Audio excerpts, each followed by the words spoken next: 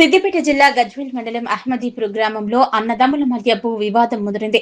సొంత అన్నే తన భూమిని లాక్కునేందుకు ప్రయత్నిస్తూ పంటను నాశనం చేస్తున్నాడంటూ బాధితులైన రైతు మద్ది భూపాల్రెడ్డి ఆవేదన వ్యక్తం చేశారు. ఈ సందర్భంగా బాధితుడు భూపాల్రెడ్డి మాట్లాడుతూ అహ్మదీపూర్ గ్రామ పరిధిలోని సర్వే నంబర్ 574, 578, 579లలో తనకు 6 ఎకరాల వ్యవసాయ భూమి ఉందన్నారు. తమ తల్లిదండ్రుల నుంచి తమ అన్నదమ్ములు ఇద్దరికీ సరిసమానంగా భూమి వాటాలు వచ్చాయన్నారు. తన భూమికి ఆనుకునే తన సొంత అన్న మద్ది రాజిరెడ్డి భూమి కూడా ఉందన్నారు. అయితే గత కొంతకాలంగా అన్న రాజిరెడ్డి దౌర్జన్యంగా తన భూమిలోకి చొరబడుతున్నారని భూపాల్రెడ్డి ఆరోపించారు. తాను సాగు చేసుకుంటున్న పంటను చెడగొట్టడమే కాకుండా పొలంలో పైప్లైన్లను విరగొట్టి తీవ్ర నష్టం కలిగిస్తున్నాడని, భూమిని అక్రమంగా లాక్కోవాలని చూస్తున్నారని మండిపడ్డారు. ఈ దౌర్జన్యంపై గత 5 నెలల క్రితమే పోలీసులను ఆశ్రయించారని, వారు కేసు నమోదు చేసినప్పటికీ ఎలాంటి కఠిన చర్యలు తీసుకోకుండానే కేసును క్లోజ్ చేశారన్నారు. గ్రామంలోని పెద్ద మనుషులు వచ్చి రాజిరెడ్డికి నచ్చజెప్పే ప్రయత్నం చేసినా ఆయన వినటం లేదన్నారు. నాపై, నా కుటుంబంపై నిరంతరం దౌర్జన్యానికి దిగుతున్నారన్నారు. సొంత అన్న చేస్తున్న అన్యాయంతో ఏం చేయాలో పాలుపోని స్థితిలో ఉన్నారని, ప్రాణభయంతో బతుకుతున్నారని బాధితులు ఆవేదన వ్యక్తం చేశారు.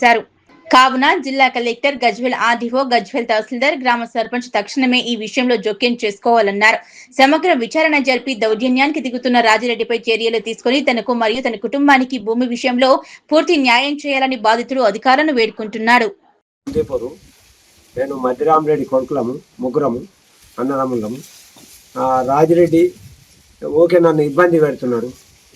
నాకు ఈ 574 సర్వే నంబర్ల 578, 79 మొత్తం దున్నుకుంటా వస్తున్నాడు నా దాంట్లకు. ఇక నాకు ఇద్దరు ఆడపిల్లలే. నన్ను బాగా టార్చర్ పెడుతుండు. ఎవరన్నా చెప్పుకుందామన్నా కానీ వాళ్ళని ఎవరిని నువ్వేందా చెప్పేదన్నట్టు మాట్లాడుతున్నాడు. నాకు కొద్దిగా బాగా ఇబ్బంది పెడుతున్నారు. పోలీస్ స్టేషన్లో కంప్లైంట్ ఇచ్చిన ఇబ్బందికి. పోలీస్ స్టేషన్లో కంప్లైంట్ కూడా వాళ్ళు కూడా పట్టించుకున్నట్టుగా కొట్టేసిర్రు. ఇక ఏదైనా నాకు ఇద్దరు ఆడపిల్లలే అన్నారు. కలెక్టర్ గారు దయచేసి ఇక మీరన్నా అది చేయండి, న్యాయం చేయండి అని నేను కోరుకుంటున్నాను.